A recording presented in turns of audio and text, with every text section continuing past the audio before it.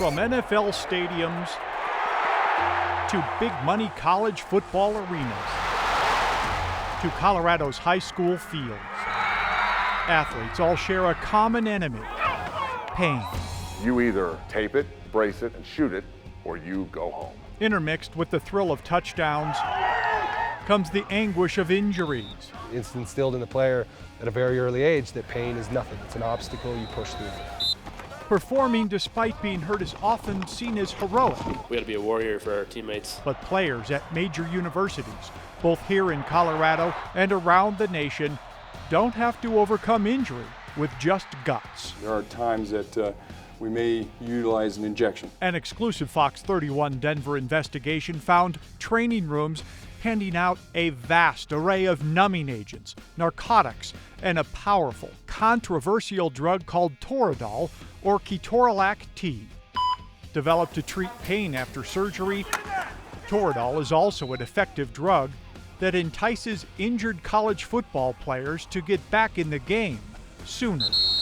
But handing it out in athletic training rooms has had some serious, costly side effects. So why do universities keep shooting it into players? We don't use Toradol. They did last year quite a bit. They can try, but tonight, coaches and trainers in the pain management game can't hide from the truth. It just feels like you're running everybody off instead of answering our questions about Toradol. FOX31 Denver spent months fighting with more than a dozen universities over what kind of pain-killing medications they buy for their teams and what kind of policies they have in place to protect the long-term health of these teenage athletes. You don't put an injured athlete out to play. A game is just not that important.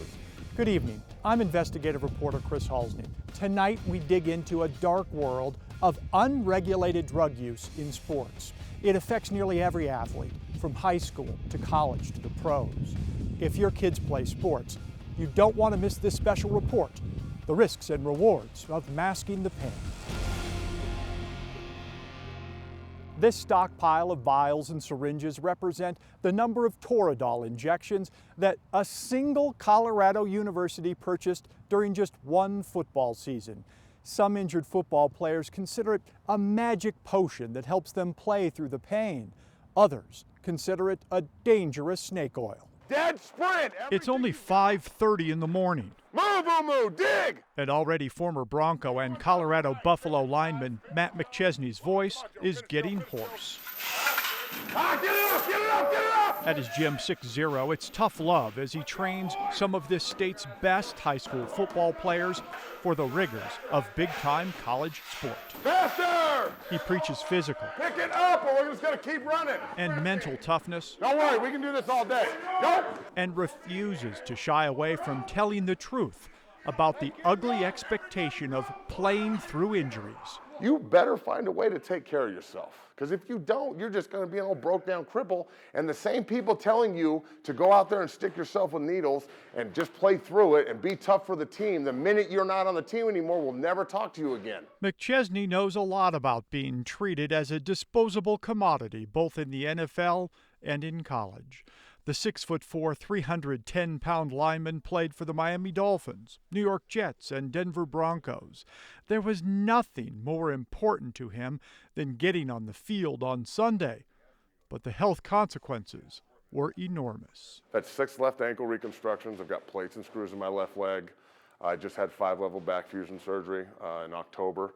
It was hell on earth. It was awful. I've got no labrums or rotator cuffs in my shoulders. I've got a compressed neck and herniated with bone chips floating around. I've had concussions. Keeping in the game required piles and piles of pills, pain-killing injections, and numbing agents. McChesney says that process started while he was in college at the University of Colorado. You've had Toradol 100 times.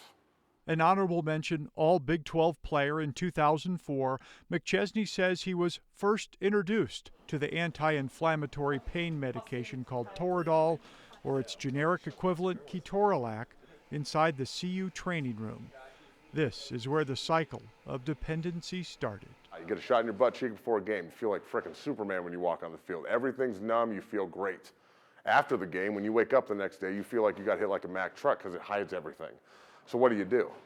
You go get another shot.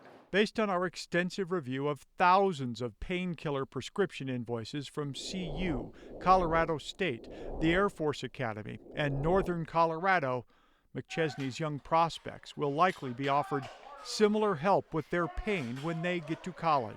Is that everything we got? I know you're not tired. Are they ready for the pressure teammates, coaches, and training room staff will put on them to accept pharmaceutical help to mask their injuries? FOX31 Denver gathered a group of Colorado star high school football recruits to ask that very question. How many of you been injured and had to be out of a game, even in high school? Wow, that's a lot. For starters, it became clear from the first moment the majority of these teens had already been exposed to major injuries and did their best to hide the true nature of those injuries to stay on the field. Brandon O'Donnell was a receiver at Valor Christian High in Highlands Ranch and will play for Utah State this fall. Personally, I played my last game on 4 fractures in my back. I had no idea, but it hurt a lot, but I felt like I'd be letting the team down if I didn't play. His teammate at Valor, tight end Sebastian Sock, signed with the University of Kansas. It was hard because I wanted to get back in. The only thing really bugging me was this nagging headache, but other than that, I was completely fine. So the doctor told me to stay out, but I felt 100%, and my coaches and my teammates, they wanted me out there as much as I wanted to be out there. Cherry Creek Rising Star wide receiver Amon Johnson has already broken his collarbone and finger playing high school ball. Being on the field, playing football, the best thing ever. So breaking it was tough, but the struggle coming back was needed because I wanted to get back on the field. Chaparral high tackle Brandon Leahy will play lineman at Eastern Michigan University. After a game, I used to go home and just tape ice all over my body, and just in film study the next day, I'd get another couple bags of ice and just wrap it around the parts that hurt. I don't think about it. Once I step on the field, everything else goes blank, and I just focus on my job, my ability.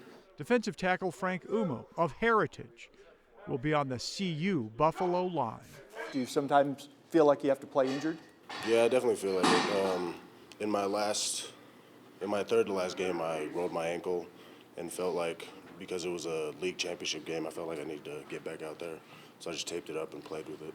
Being around all the other guys that they want to be tough, you want to be tougher. Faster and harder, let's go!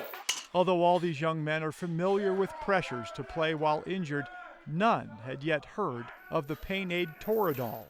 McChesney says that's something that will soon change when they get into their college sports training rooms this fall. This is the truth. Toradol, painkillers, all this stuff they pump you full of. You have the right to say no. You don't have to use it. You don't have to do it. When the coach or the trainer comes in with the needle, you can say, I don't want that. But then again, you're not going to be on the field either. So it's a double-edged sword, and it is sharp. There's no doubt about that. Next, FOX31 problem solvers hit the practice field to get some answers as to why some of Colorado's most prominent university sports programs keep buying up pain meds. What are your thoughts on the use of Toradol? That and more coming up after the break. FOX31 problem solvers used open records laws to uncover how a dozen major college universities throughout the country, plus all of them here in Colorado, have been injecting pain-killing medications into 18 and 19-year-old injured athletes to keep them on the field.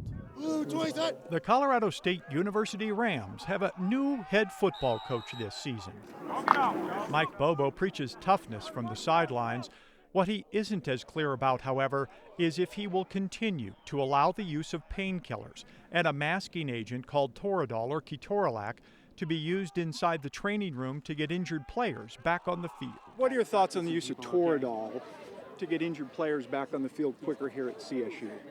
Yeah, you have to ask our team doctors about that. They handle that, and we don't use Toradol. They did last year quite a bit, about 75 vials. Do you have your own philosophy on it? I trust the doctor's judgment on things. In 2014, records show Colorado State Athletics ordered 25 vials of ketorolac 3 times, including an overnight shipment the day the Rams played the Utah State Aggies in October. For months, CSU refused to answer our questions about game day Toradol use and its distribution of narcotics to players. So we headed to the Rams' spring football scrimmage. You'll bring him back, you promise? Media relations staff physically escorted players away from our cameras and stood with security near the FOX31 Denver crews as they coached players to not answer our questions about painkillers. Yeah, I'm here to talk about today's practice and what happened out here today. When we approached new athletic director Joe Parker to speak with us about CSU's use of painkillers, he at first agreed to discuss it, but then was shut down before he could answer any questions. Just a couple of seconds of your time? Sure. Yeah, how long have you been here? Just a second. Chris, I'm Paul Kirk. I'm the Hi, assistant Paul. AD for communications. Yeah, nice to meet you. Yeah. Let me come back to you. I do need to take Joe to meet a few people, okay? Just a minute. Right, I know. We'll be back. After practice, FOX31 Denver received a statement from CSU's associate AD, Terry DeZoo. It was titled Sports Performance. It says our physicians utilize a number of methods to assist in the management of injuries, including but not limited to over-the-counter and prescription anti-inflammatory medications, including Toradol. Our physicians believe these pharmacological methods can be effective and safe treatments for patients. So what's so bad about Toradol that it has programs like CSU on the defensive? It's a legal, non-steroidal drug likened to a heavy dose of Advil. Used correctly, it helps patients endure post-operative pain and quickly reduces swelling. The controversy really stems from its misuse. Former University of Southern California star Armin Armstead recently settled a landmark civil case saying repeated Toradol injections sent him into cardiac arrest and shortened his career. The NFL has also been sued by its players claiming Toradol worsens concussions. We may use certain things like that in the appropriate situation where there may be an injury. CU team physician and former Buffalo player Dr. Eric McCarty agreed to sit down and discuss at length his program's use of pain-killing medications. And ever since I've been here at Colorado, we've never really used it that much. Sure, we injected some, but not that much, whereas I've seen a lot of programs that have really utilized it and injected people, sometimes a dozen players a game. From 2011 to 2014, the University of Colorado in Boulder ordered 56 vials and 999 tablets of ketorolac. That, along with thousands of injections of numbing agents like lidocaine and bupivacaine. That's for all sports, but Dr. McCarty admits most of those medications are used for football. With the sports such as football, with what they do, every time they step on the field, there's a risk. Now, if they get hurt, we want to try to minimize any further injury, but unfortunately, these sports, we see a lot of injuries with what they do. 20 shots during the football season. Yeah, I don't think even that many. No, I doubt any of that. 10 to 25. Probably not. I want to win as bad as anybody, but at the same time, I'm not an athlete anymore. I am a physician, so that overrides any desire to win. And I think any medical staff that's taking care of an athlete, they've got to remember, first and foremost, why they're there. There's a fine line between using a numbing agent, an injectable numbing agent, for a game day injury to mask that pain, to create further injury, and giving that shot to help with that pain and let them still compete. How do you make that decision? There's a fine line, and again, there are certain things that you can't inject because the risk of further injury are quite high. 1, 2, 3. Colorado's major athletic programs are far from alone when it comes to prescribing ketorolac to its student athletes. FOX31 Denver filed public records requests with perennial football powers all over the country. Louisiana State and The Ohio State University both admitted to providing Toradol to players, but the most surprising numbers came out of the University of Oklahoma. Since the fall of 2012, the Sooners admit handing out 4,086 units of Toradol to athletes in nearly every sport. The rowing team used 354 doses, women's track 320. Baseball, wrestling, gymnastics, tennis, and basketball players took thousands of doses of Toradol combined. And as expected, the football team used the most, 1,490 doses of Toradol in 3 seasons. During the 2013 football season, Northern Colorado administered Toradol to 12 athletes participating in football who received a combined total of 29 injections. The Bears' written policy regarding the use of Toradol or ketorolac says for optimal results, injections should be given 1 hour prior to the start of competition. Dr. Shara Podar is the sports medicine physician with the CU School of Medicine. He believes injecting Toradol into players is safe as a healing tactic, but not to rush an injured athlete back onto the field too soon. It needs to be done properly, and needs to be supervised, and it needs to be done with the emphasis on health and safety. And because the National Collegiate Athletic Association, or the NCAA, does not have any rules in place, FOX31 Denver found that at times coaches make medical decisions. Dr. Podar is part of an organization who is petitioning for what's called independent care, a separation between training rooms and coaching staff. I'm not reporting to the coach. Is it great if the team wins? Absolutely. But just as any doctor-patient relationship, that's sacred. Nate Jackson has it. Former Denver Broncos tight end Nate Jackson knows all about playing while injured. Juggled by Jackson as he got belted. Jackson says the reality is, without strict pain-killing medication rules, both players and coaches often ignore medical staff's advice. It's instilled in the player at a very early age that pain is nothing. It's an obstacle, you push through it. In his book, Slow Getting Up, Jackson wrote about the dangers of the widespread use of pharmaceuticals in NFL locker rooms. Do you remember the first time you saw Toradol? At one point I looked up and I needed it, and I was taking it every week. I don't remember the first time I had it. I don't remember the first time I saw it. It was just one more thing, because guys are constantly getting pumped full of other pills. Jackson says Toradol was a mainstay for most players, and it worked so well that major college sports programs started taking notice. It's just a product of this NFL mentality just trickling down, and it's going to college, and pretty soon you're going to see Toradol in high school, and pretty soon you're going to see Toradol in Pop Warner. Coming up after the break. Everyone's just kind of loading up, so it's sort of a quick fix society thing that has to shift fundamentally. FOX31 problem solvers come here to Indianapolis to speak with the National Collegiate Athletic Association's top doctor. He believes it is long past time to establish strict new guidelines on the use of Toradol for game day athletes. His groundbreaking thoughts and what's to come in the next year. Coming up after the break. The National Collegiate Athletic Association loves rules, but to be fair, the body is supposed to set some fair standards so that athletes can follow the same guidelines from coast to coast. This is their manual, 315 pages that goes over everything from when a bowling season can start to when a coach can call a recruit. But not one page, not one clause in here tells a coach or an athletic trainer when they can give a student athlete pain medication. FOX31 Denver proved through purchase orders and lawsuits that major amateur college sports programs all over the country have been buying up thousands of doses of numbing agents, narcotics, and a controversial post-operative pain injection called Toradol or ketorolac. The University of Southern California, Oklahoma, The Ohio State University, and Louisiana State all utilize Toradol in the locker room.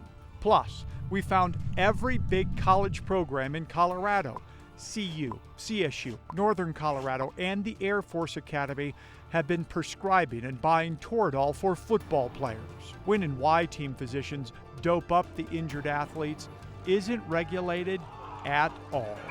You don't put an injured athlete out to play. A game is just not that important. The NCAA's chief medical officer, Dr. Brian Hainline, says in the coming year he is leading the way for a shift in culture to protect teen athletes from the long-term health effects of numbing their injuries. When you talk about changing culture with pain medications at the college level, what is the culture now? You know, it's interesting. You look in someone's tennis bag and you hear all this kind of shaking, and it's not candy.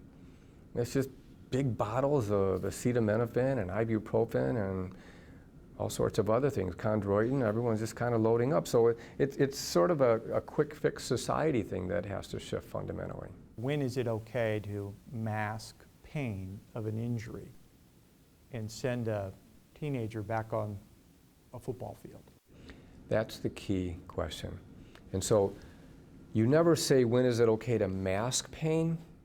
well, we say it, but that shouldn't be the question. It's when is it acceptable, or how do we best use an integrative model of care for someone who has pain. The NCAA, working with the International Olympic Committee, hopes to make pain management the issue of 2016. Similar to the path undertaken to regulate concussions in sports, Dr. Hainline says the first step is to get coaches, team physicians, and players of all ages to see painkillers as a last resort, not a way to stay in the game. We have to do our part at the NCAA.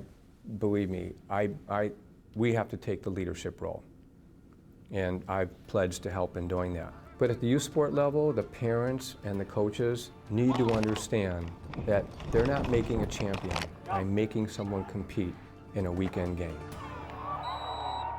If you want to find out how your favorite sports team handles pain medications, you can see more on our website at kdvr.com. And if you want to weigh in on this controversial topic, visit us on our Facebook page. I'm investigative reporter Chris Halsney. Thanks for joining us tonight for this Fox 31 Denver special report, Masking the Pain.